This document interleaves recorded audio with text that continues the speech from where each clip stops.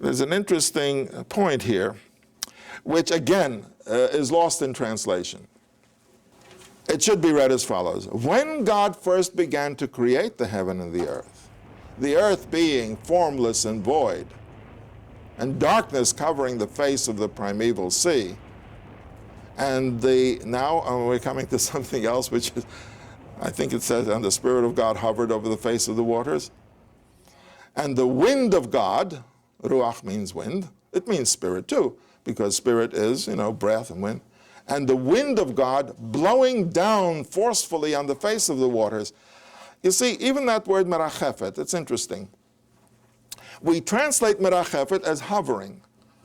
But wherever the Bible uses the term, and it says, kanesher ya'ir kino al gozalav yerachef, like an eagle which rises to his high nest, hovering over the young eagles.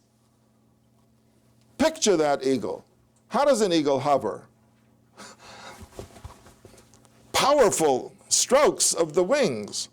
So when the Bible says the eagle hovers over its young, it's beating down with force. So here it says, the wind of God is blowing on the face of the waters. He is saying, when you talk about the primeval sea which is raging, it is not raging of its own free will. The waves of the primeval sea are agitated by God's wind blowing upon it. So even the idea of a primeval sea is reduced to the fact that it is made to be a raging sea by God's wind blowing upon it. And then God begins the process of creation. The first thing that God says is, that God said, let there be light, and there was light. This is one of the most remarkable, incredible statements in all cosmologies, and it's the only one that appears. And to me, it strikes a very interesting note. Namely, the first thing that God created by word was, let there be light. I could picture that as the ball of light, what God created by saying, let energy enter, and the Big Bang proceeds from that. Because if we take modern cosmology, and you read Weinberg's book called The First 3 Minutes. Weinberg wrote a beautiful book. He's a Nobel Prize winner in physics. He wrote a beautiful book, a short book called The First 3 Minutes, in which he tries to describe the first 3 minutes of creation. And it goes like this. If the universe is larger today than it was yesterday, let's go back 1 million years, 1 billion years, 2 billion, and the galaxies are getting closer together because we're moving the movie backwards. So the galaxies are closer together, and at a certain point, the sky is no longer black or dark. It becomes light.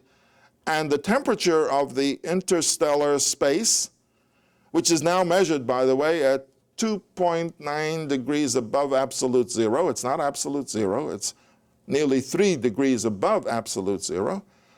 It becomes warm. Then the sky becomes warm. It becomes hot. It becomes light, and the galaxies are rushing back to their origin, and soon the temperature rises to 1 million degrees.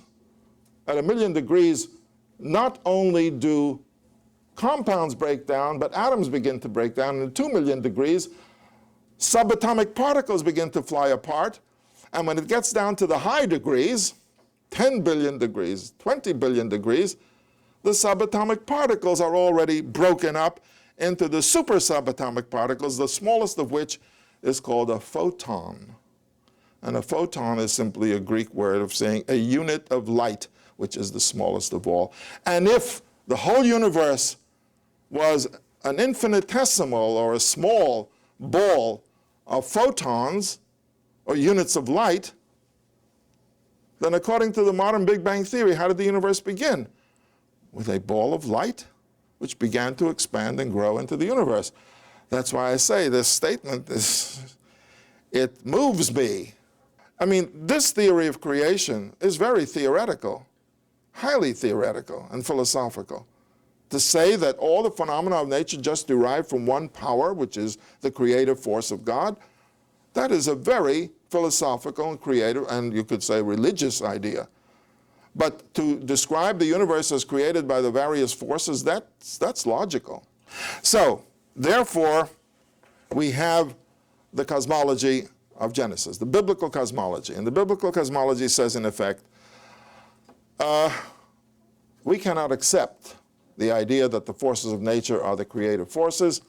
All of the phenomena of nature are products of the Creator, and there is one Creator. This sets the biblical cosmology apart from all other cosmologies that are contemporary with it. In fact, it is more in conformity with modern cosmologies. And that's simply a matter of chance or development or somehow. It's as if it took us 6,000 years till we get to the point where we realize that maybe the beginning of creation was a ball of light. Again, this is my theory, but I have confidence that it makes a lot of sense.